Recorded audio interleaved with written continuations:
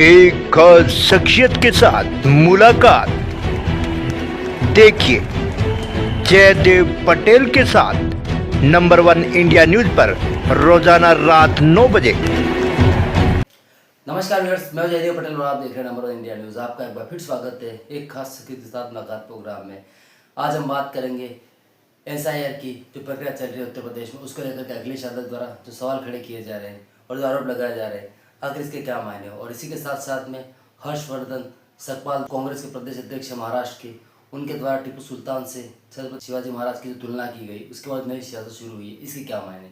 और साथ ही प्रियंका खड़गे द्वारा आरएसएस को शैतान बताने का जो एक बयान दिया गया है, ये कहाँ तक सही है। यानी तमाम बात के लिए हमारे साथ खास सामान है बीजेपी के राज्यसभा सांसद और साथ ही उत्तर प्रदेश के पूर्व मुख्यमंत्री डॉक्टर दिनेश शर्मा। डॉक्टर दिनेश शर्मा जी, आपका बहुत बहुत स्वागत आज हमारे प्रोग्राम में। बहुत धन्यवाद जयदेव जी।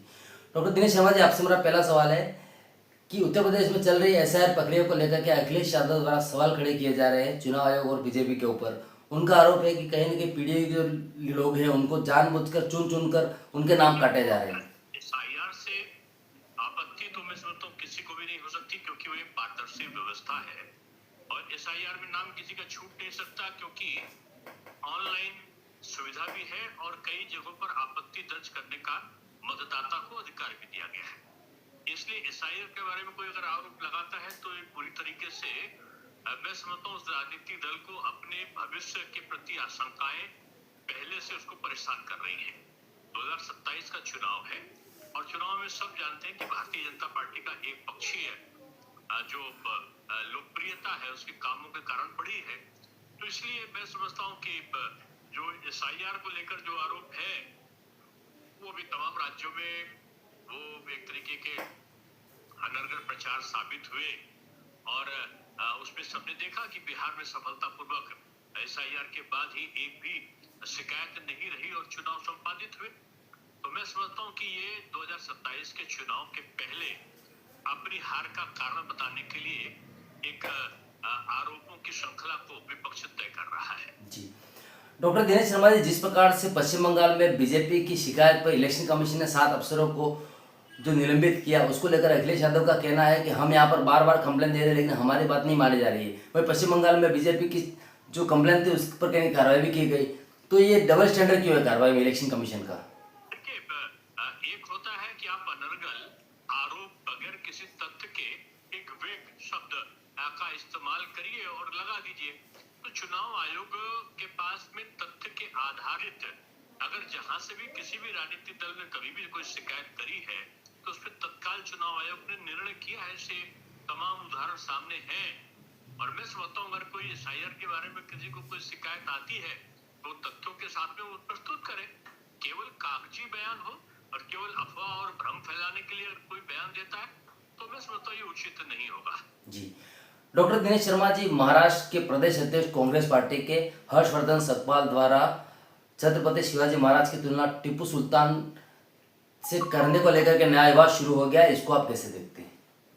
देखिए, एक विवादित व्यक्तित्व तो रहा है टिप्पू सुल्तान का और जिसमें उन्होंने कई जिलों में महाराष्ट्र के उन्होंने हिंदुओं का धर्मांतरण कराया, महिलाओं के साथ दुष्कृत्य के तमाम जो किस्से हैं उनके संदर्भ में प्रचलित हुए और वो एक विवादित व्यक्ति रहे जिन्होंने जाति और संप्रदाय के आधार पर लोगों के का उत्पीड़न किया। ऐसे उन पर आरोप लगते रहे और महाराजा छत्रपति शिवाजी का नाम तो एक ईश्वर तुल्य लोग लेते हैं।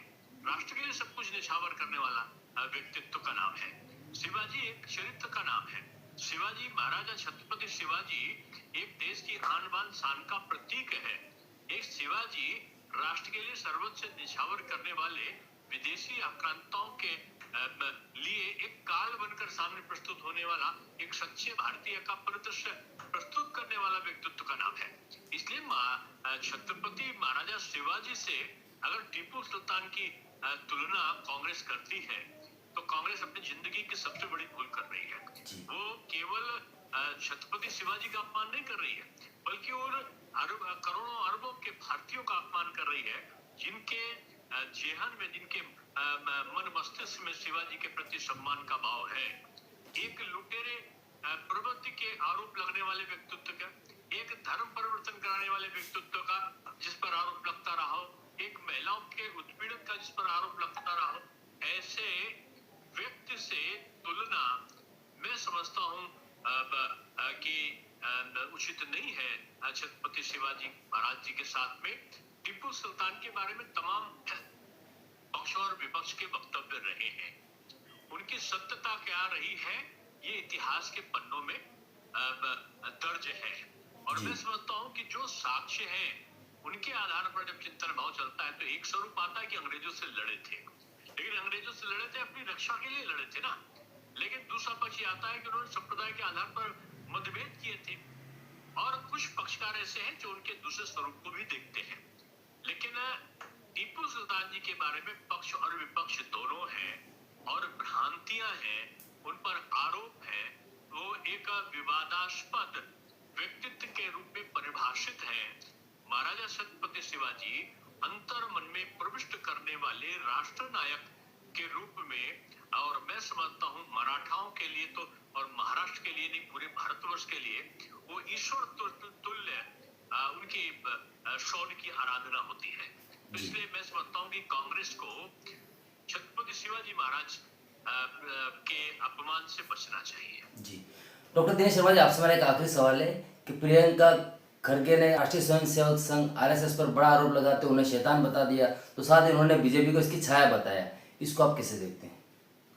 देखिए, जो लोकप्रियता में अस्तांचल में जा रहे हैं लोग होते हैं, जो अलोकप्रिय हो जाते हैं, जिनका कोई वजूद जनता में नहीं रह जाता है, तो कांग्रेस में एक तरीके की ये प्रवृत्ति जागृत हो गई है कि अगर आपको नाम चाहिए तो आप मोदी जी का नाम लेकर कुछ अपशब्द बोल दो। अगर आपको नाम चाहिए और आपको समाचार पत्रों की सुर्खियां बनना है तो राष्ट्रीय स्वयंसेवक संघ जो राष्ट्र को समर्पित लोगों का एक राष्ट्रभक्तों का समूह है, उस पर कोई आप टिप्पणियां कर दो।